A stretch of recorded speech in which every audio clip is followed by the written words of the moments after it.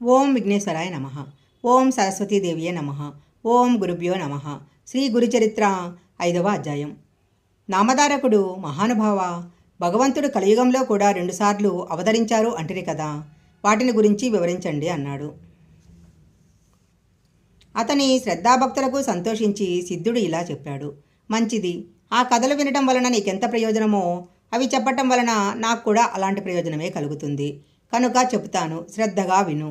ధర్మాన్ని ధర్మాత్మలను రక్షించి దుష్టుల దౌష్ట్యాన్ని రూపుమాపటానికే భగవంతుడు తన లీల చేత మానవ రూపంలో అవతరిస్తుంటాడు.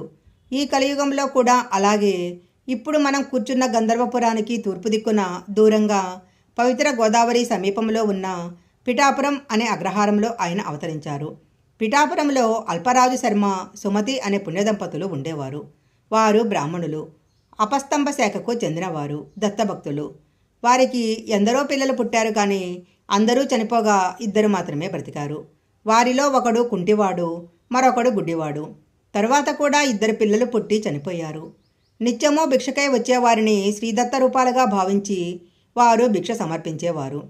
ఒక అమావాస్య రోజు వారింట్లో బ్రాహ్మణులను పిలిచి శ్రాద్ధకర్మ ప్రారంభించారు.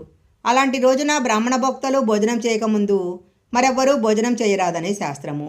కానీ ఆనాడు బ్రాహ్మణులకు భోజనం వడ్డించటం ముందే వారి ఇంటికి దండకమండలాలు దారి అయిన ఒక సన్యాసి వచ్చి భిక్ష కోరాడు. శ్రాద్ధ కలాపంలో నిమగ్నుడై ఉన్న ఇంటి యజమానికి ఈ సంగతి తెలియదు.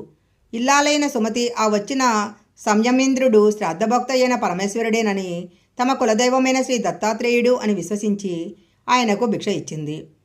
ఆమె భక్తి విశ్వాసాలకు సంప్రీతుడైన యతీంద్రులు యథార్థమైన తమ దత్తాత్రేయ స్వరూపంతో దర్శనమిచ్చారు.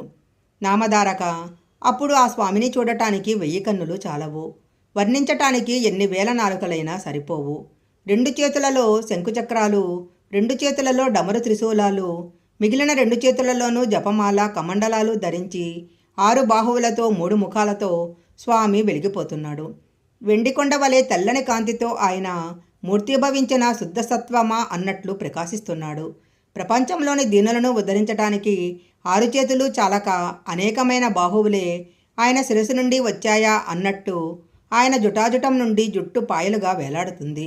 ఆ తల్లి సుమతీదేవి తన జన్మ సార్థకం అయ్యేలా ఆ అమృతమూర్తిని వడలెల్లా కళ్ళు చేసుకొని ఆ కన్నులతోనే పానం చేయసాగింది.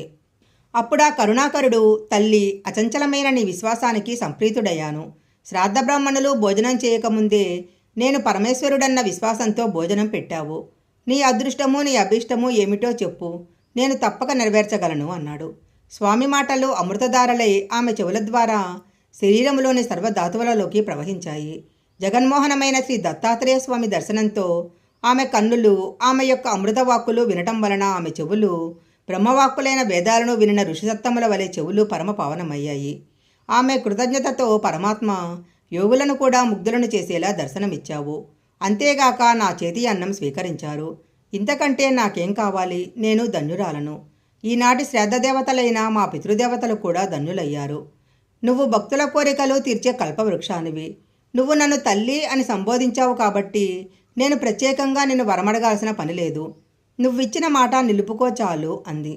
భక్తి శ్రద్ధల వలన జాగృతమైన ఆమె బుద్ధిశక్తికి ఆశ్చర్యచకితుడైన శ్రీ దత్తాత్రేయ స్వామి ఇది వరకు అత్రి మహర్షి అడిగినట్లే ఈమె కూడా లోకానుగ్రహార్థమైన కోరిక కోరుతుంది అనుకున్నాడు. అప్పుడు ఆయన, అమ్మ, నాతో సమానుడైన పుత్రుడే నీకు జన్మిస్తాడు.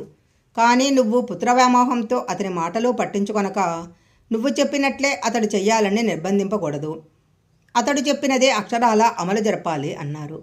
ఆ దర్శనంతో మరింత నిశ్చితమైన బుద్ధి కలిగిన ఆమె, స్వామి, నేను మానవ మాతృరాలని, నాకు పుత్రవ్యామోహం కలగటం సహజము.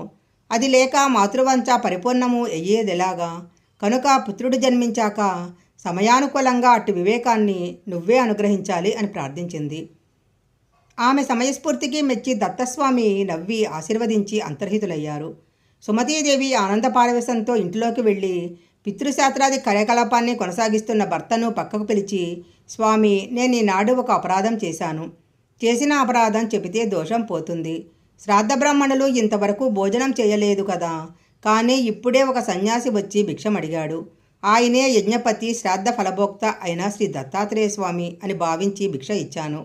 ఆయన సంతోషించి తన నిజస్వరూపమైన దత్తాత్రేయ స్వామిగా దర్శనమిచ్చారు. అని చెబుతుంటే ఆమె శరీరము రోమాంచితమై కంఠం గద్గదమై కన్నులు ఆనంద బాష్పాలతో నిండాయి. ఆ మాటలు విన్న రాజుశర్మ ఆమె ముఖంలో తాండవిస్తున్న ఆనంద పరవశానికి ఆశ్చర్యచకితుడై సంతోషంతో, సాధ్వి, మనము బ్రాహ్మణులకు భోజనం పెట్టి ఆ శ్రద్ధకర్మను యజ్ఞభక్త అయిన విష్ణువుకే కదా అర్పిస్తాము. అలాంటప్పుడు నువ్వు పెట్టిన భిక్ష భగవంతుడే స్వయంగా గ్రహించాడంటే అది మన మహద్భాగ్యము. అది కేవలము నీ విశ్వాస ఫలమే. నువ్వు చేసిన ఈ మంచి కార్యం వలన నువ్వేగాక అందరము కృతార్థులమయ్యాము.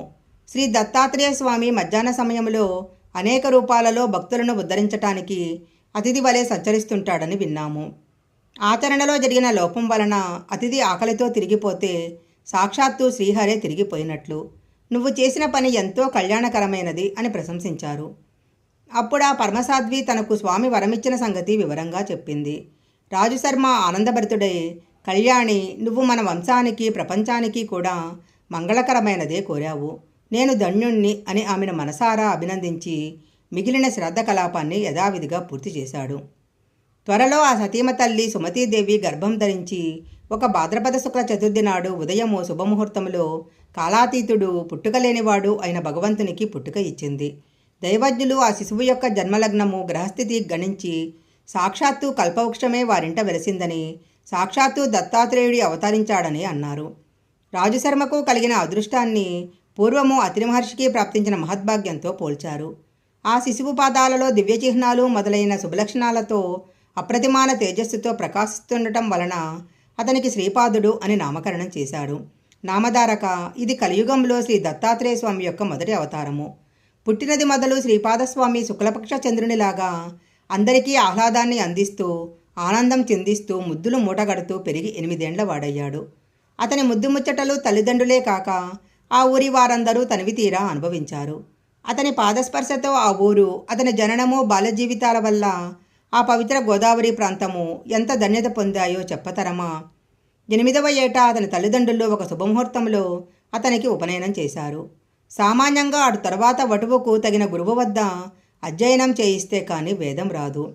కానీ శ్రీపాదస్వామి తనకు ఉపనయనమైన మరుక్షణమే శిష్యులకు వేదపాఠాలు చెప్పి వెనక శ్రీ దత్తాత్రేయ స్వామి సుమతీదేవికి ఇచ్చిన మాట యథార్థమని నిరూపించుకున్నాడు. ఇది భగవంతుడికి తప్ప వేరొకరికి సాధ్యం కాదు. ఇలా శ్రీపాదుడు 16 ఏళ్ల ప్రాయము కలవాడయ్యాడు. ఇంతలో రాజుశర్మ తన కుమారునికి వివాహం చేయాలని కన్యాన్వేషణ చేయసాగాడు.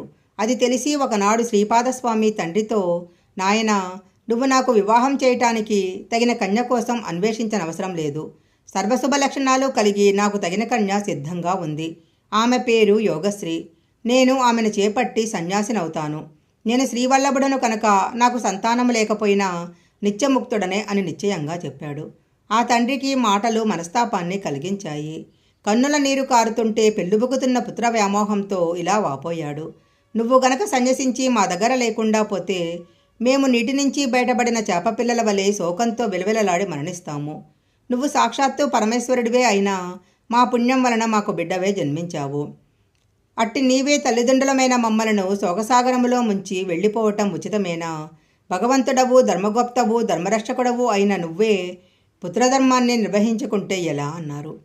నామధారక, ఈ దంపతులకు శ్రీపాదస్వామియే కాక కుంటివాడు, గుడ్డివాడు అయినా మరి 2 కొడుకులు ఉన్నారు కదా.